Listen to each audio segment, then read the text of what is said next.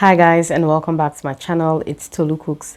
I hope you guys are doing well and safe. I am going to show you guys some applications, or the applications that I use to edit my pictures, and yeah, let's get right into it.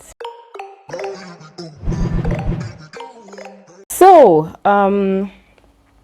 the first thing I would like you guys to know is that taking and editing pictures for Instagram is not like a serious, like a very hard thing to do. The first app I'm going to talk to you guys about is the Lightroom app. I'm sure everyone, or at least most people, have heard of the Lightroom app, but some people don't know how to use it. The Lightroom app basically is for color correction, lighting, as the name suggests, Lightroom app. So yeah, you would be surprised at the kind of magic Lightroom can do to your pictures. So if you take a picture and you want certain areas to be brighter or darker, or you want the shadow to be brighter or darker, you want to apply a certain preset to your picture, the Lightroom app is one of the best apps that I know from experience that you can use to achieve all of that. So I'm just going to show you guys very quickly how you can use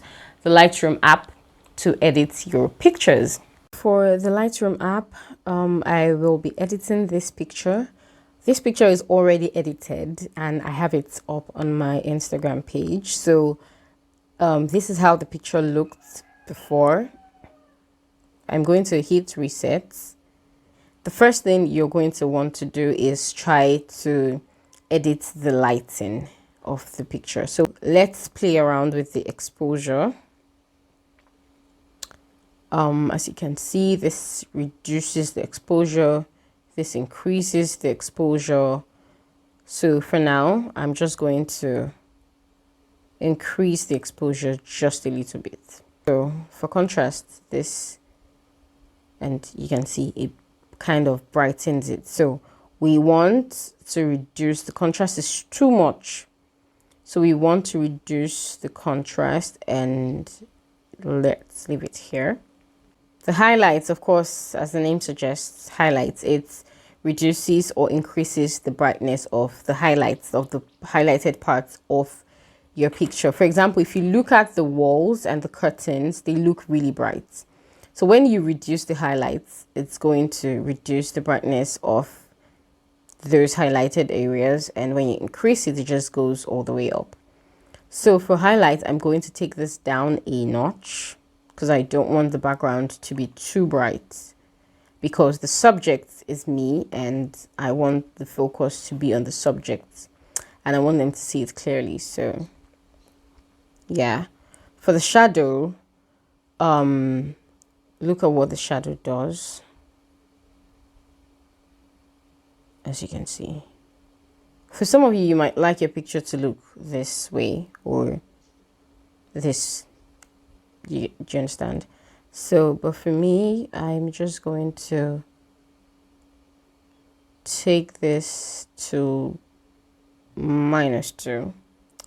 And then for the whites, this is going to edit the whites that appear in your pictures. You can increase or decrease. As you can see, all the whites are going up and becoming brighter, and this just takes them down. When you take the highlights down, you see the picture, you see the subject better.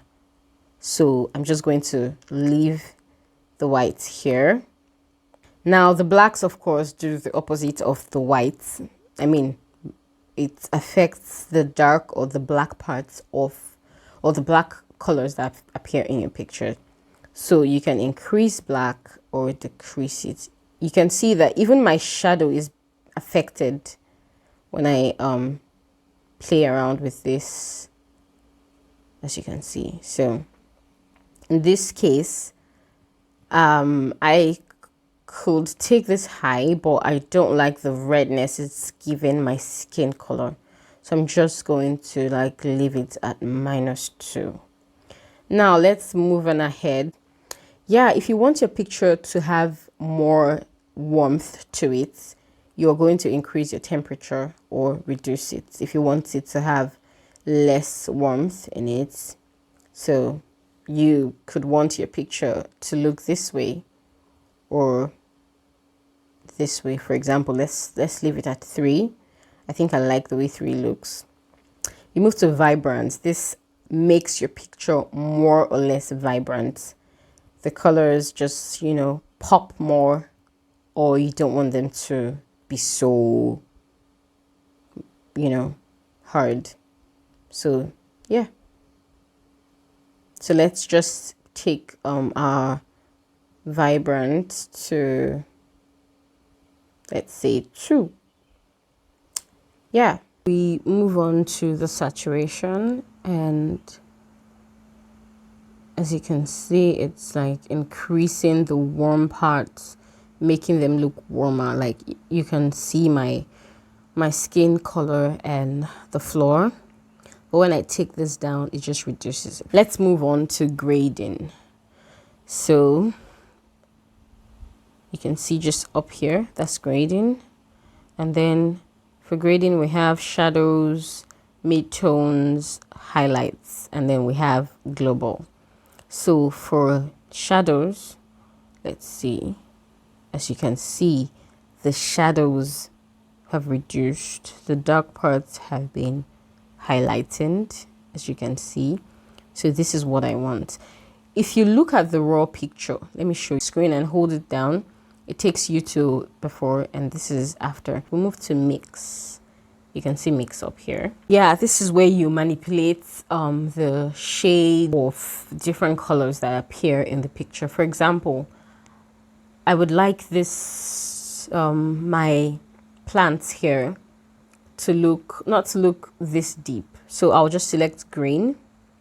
And as you can see, it's changing how the plant looks. It's changing whatever green that appears in my pictures, like the laces of my shoes, you can see are also affected. So I'm just going to take this down a bit, -14, and move to saturation. Okay, this is good. And then the luminance, this is okay. Nah, let me see. Okay. Yeah, now for my skin color, let's see what we can do. So if you don't like the way the skin looks, you can kind of change or tweak that a bit with the red, yellow, and the orange color mix we have here. So I like to take this, when I select yellow, I like to take the hue down, or the saturation of the yellow down a bit. It kind of gives my picture a colder tone. I don't know how to put that, but look, before, after, before, after. So it kind of like sucks out the yellow you have in your picture, or increases it if that's what you want. You can see my cotton is kind of looking creamish because it has a bit of yellow in it. But when I take this down, it's making it look whitish, like colder. So if you want your pictures to look this way, you can just, you know, take this saturation of your yellow down, all the way down, and you have that. And then you can increase or reduce the luminance if you want. So yeah, so for me, I'm just going to take this back up a bit. And our picture is already looking nice before, after. Okay. If you want these settings to kind of be saved and you want to apply it to other pictures, you'll just tap on your 3 dots here, your options, and create presets. For example, I'll name this preset Sunday. Oh no, something very easy to find. 123A. So I'll save this. The second app I would be talking about today is the Teza app. So Teza with okay, the spelling is on the screen, you can see it. Yeah, so this app, I just started using this app this year, like a couple of months ago, and I absolutely love it. Like, it's just amazing. The Teza app has a lot of presets that you can just apply to your pictures, and you can do a lot actually with the you can do a lot with the free version, but I just had to make that. I feel like it's an investment for me, you know, so I'm subscribed to the full version. So yes, I get to use all the features. You can use the Teza app to edit your pictures and your videos. There's a lot of things you can do with the Teza app. I'll show you guys how I use this Teza app. I'm selecting the picture that I just edited on PixArt. Done. Come here, edit. You can see, okay, this is a paid version. You have all of this when you pay for the full version. So yeah, it gives your picture like different color tones, aesthetics, or whatever. You can apply all this shadows or whatever to your pictures. You can also do this on PixArt. Yeah, PixArt has this edit as well, so just look at how cool this looks. The third app I'm going to be talking about is Snapseed. Snapseed is another amazing app that you can use to edit your pictures. If you want to, you know, tweak the dimension of your pictures, you want to crop, you want to blur out some things, exposure and all of that, you can use the Snapseed app for that. And one thing I especially love about the Snapseed app is the fact that you can expand your background. Snapseed, like I said, there's a lot you can do on Snapseed, but I'm just going to show you guys the expand feature, which is the one I feel like you might be interested in. For example, you just select tools and go to expand. Now, I want the right side to be expanded. You see what this does? It makes it look like this is how I took the picture. It expands the background, which is really nice. See? It's amazing. I know, like, it's really nice. There's a lot of things you can do with the Snapseed app. And yeah, I recommend the Snapseed app as well. And it's a free app, like everything in it is free. You don't have to pay for anything. The Facetune app is also another really amazing app. You have the free version, you also have a paid version. I mean, there's a lot you can do with the free version, but when you get to pay for the full version, you get to use all the amazing tools on the app. I use the Facetune app for is to, for example, bring out the details on certain objects or parts of my face. For example, my brows or my hair or my lips. Like if I want my lipstick or my gloss to like be well defined, there's a way I do that with the Facetune app. Like blur out blemishes on your face or pimples if you want to do that. For me, I don't like to go smooth because naturally everyone has skin texture. That's what skin is texture. So I like when my pictures show a bit of texture, especially when it's like a close-up picture. I like it to show a bit of texture. Okay, so Facetune, I select the picture that I want.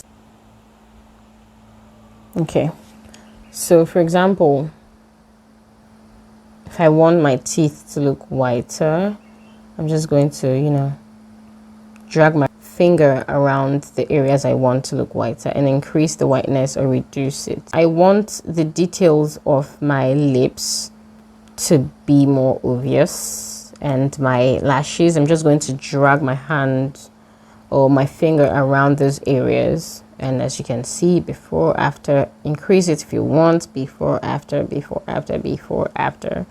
Same thing with structure, you just want it to appear, you know. So this is before and after. Let's use the smooth effects for, let's say, my nose, and just slightly, you know, You can see how it just kind of like changes. Just drag your finger around the areas you want to smoothen, you know, and look at the before and the after. So you're going to have to do a lot of practice, play around with these features, see what works for you. And you can also use it to apply makeup. I've never used it, but you can use it to apply makeup if you want. You don't need a professional camera to take, I mean, of course it helps, but when you have a good camera phone, smartphone that has a good camera and you can take lovely pictures, when you know how to wield your sword, you know, yeah, you don't have to do too much like heavy editing. So yeah, that is it for this video. Thank you guys so much for watching. I love you all so much. Please don't forget to like this video, comment, and subscribe to my channel. Thank you so much for watching, and I will see you guys in my next video. Bye bye.